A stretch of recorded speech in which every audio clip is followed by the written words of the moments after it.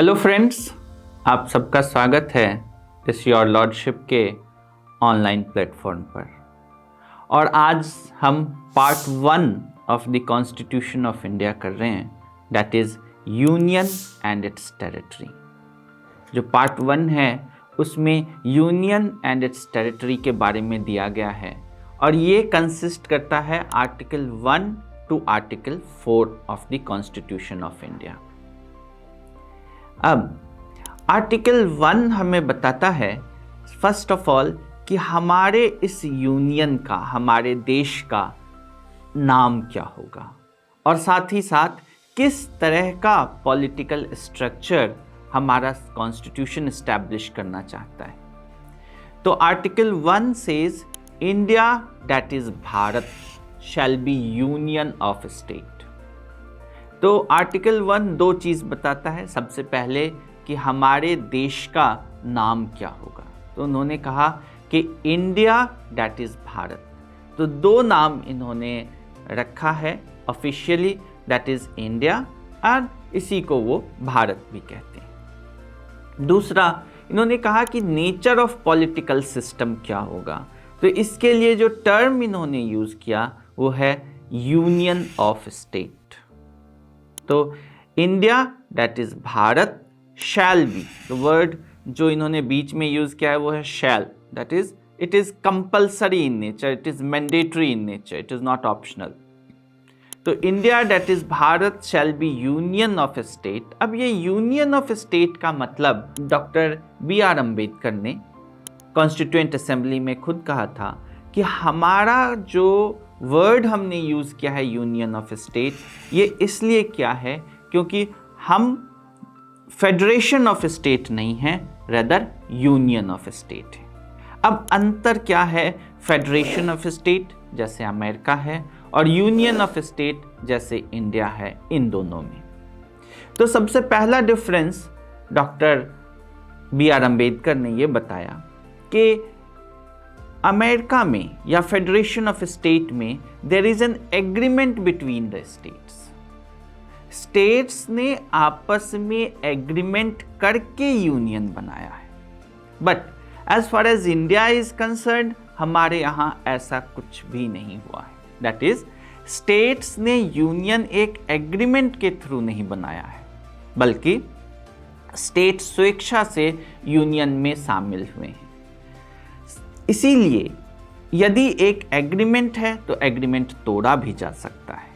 तो अमेरिका में या जहाँ पर फेडरेशन ऑफ स्टेट है, जहाँ पर स्टेट्स एग्रीमेंट के थ्रू यूनियन में आए हैं, तो उनके पास ये ऑप्शन है कि वो उस एग्रीमेंट को तोड़ करके उससे बाहर भी आ सकते हैं। That is they have right to secede. But in Indian context this is not possible. हमने कोई एग्रीमेंट स्टेट्स के साथ नहीं किया है, then states have got no right to secede from the union as सच।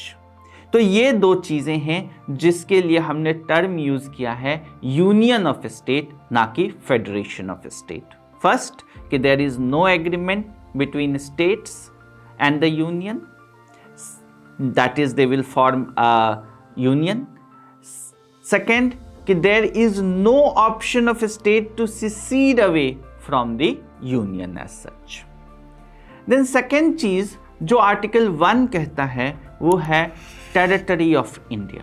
कि the term territory of India मतलब क्या है, तो यहाँ पर एक सूक्ष्म अंतर है between the two term union of India and territory of India. Union of India का मतलब जितने भी स्टेट्स हैं वो यूनियन ऑफ इंडिया फॉर्म करते हैं। टेरिटरी ऑफ इंडिया में बेसिकली 3 एंटिटी इंक्लूड होते हैं। एक, सबसे पहले जितने भी हमारे स्टेट्स हैं।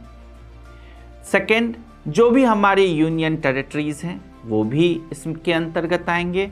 एंड थर्ड, जो एक्वायर्ड टेरिटरी है बाय द इंडियन गवर्नमेंट वो भी इसमें टेरिटरी ऑफ इंडिया में इंक्लूड होते हैं। तो यूनियन ऑफ इंडिया का मतलब only and only the states of India, and territory of India का मतलब states of India along with union territories as well as the acquired territories. तो इस तरीके से देखें तो term territory of India is a much broader as compared to the term union of India. अब हम आर्टिकल 2 देखते हैं. आर्टिकल 2 हमें यह बताता है कि how new states can be admitted into the union of India. Suppose कल एक आइलैंड बे ऑफ बंगाल में है, वो यदि हम इंडिया में एक नया स्टेट बनाना चाहें उस आइलैंड को, या एक नया island government of India acquire करती है और उस टेरिटरी को गवर्नमेंट ऑफ इंडिया चाहती है कि एक स्टेट का दर्जा दिया जाए, तो उसके लिए क्या प्रावधान है, ये चीज़ आर्टिकल 2 में दिया गया है. तो article 2 deals with admission of new states in the union of India.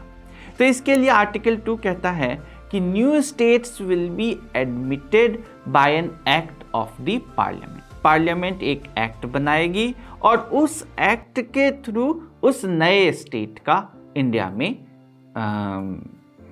Include किया जाएगा.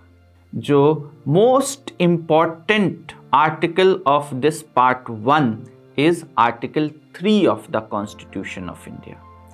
Article 3 of the constitution of India ये बताता है कि जो एग्जिस्टिंग स्टेट्स हैं, जैसे suppose Bihar, Uttar Pradesh, Madhya Pradesh, in existing states का यदि हमें बाउंड्री चेंज करना हो, इन द सेंस कि एरिया इंक्रीज करना हो या एरिया डिक्रीज करना हो या एरिया सेम रख करके ही सिर्फ बाउंड्री में चेंज करना हो या इनका नेम चेंज करना हो, तो वो या इनसे अलग करके कोई नया राज्य की स्थापना करना है, तो वो उसका प्रोसीजर आर्टिकल 3 में दिया गया है.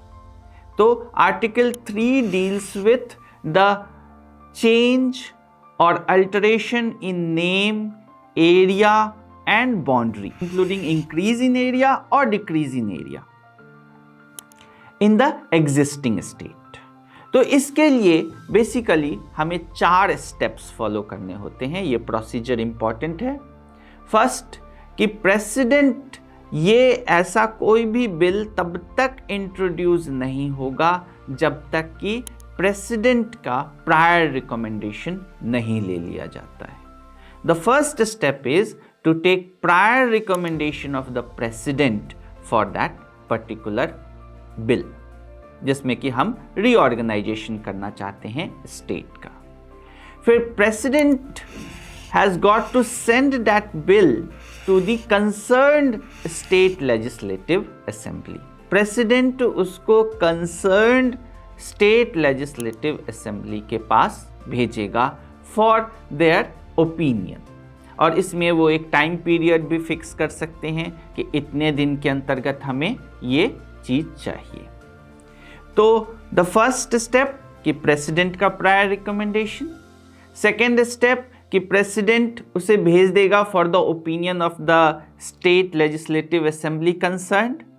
Third, once this is done, then that bill is to be introduced in the Parliament of India. उसके बाद वो बिल जो है वो पार्लियामेंट ऑफ इंडिया में इंट्रोड्यूस होता है. And then if both the houses passes it by a simple majority, ये फोर्थ पॉइंट है, and please remember it is very important. कई बार ये चीज़ एग्जामिनेशन में पूछते हैं कि रीऑर्गेनाइजेशन ऑफ स्टेट में हमें किस तरह का मेजॉरिटी चाहिए, सिंपल मेजॉरिटी, एब्सोल्यूट मेजॉरिटी और टोटल मेजॉरिटी. तो remember friends, we require only simple majority. तो फोर्थ इज दैट यदि पार्लियामेंट के बोथ हाउसेस इसको सिंपल मेजॉरिटी से पास कर देते हैं तो प्रेसिडेंशियल असेंट के बाद the state stands रीऑर्गेनाइज्ड.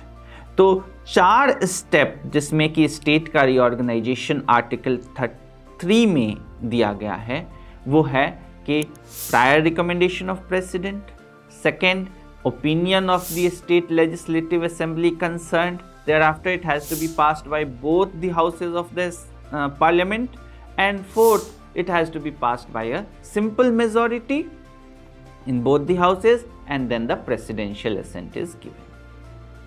Now, last article of part 1 is Article 4.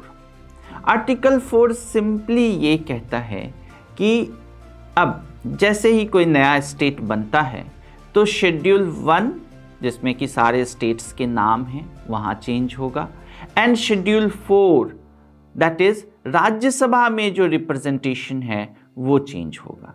तो आर्टिकल 4 ये कहता है कि शेड्यूल 1 और शेड्यूल 4 में यदि हमें चेंज करना है या अमेंडमेंट करना है तो उसके लिए we do not have to follow the procedure mentioned in Article 368।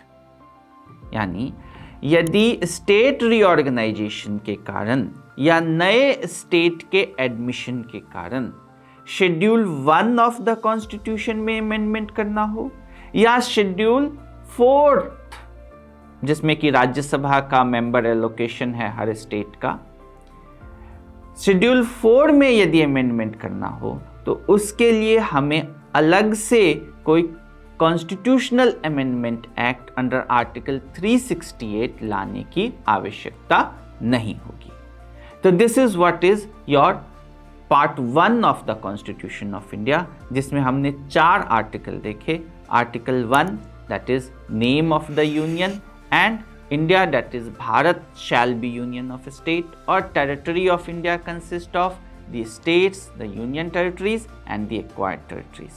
फिर हम देखें article 2 which deals with the admission of new states जो एक पार्लियामेंट लॉ के थ्रू कर सकती है।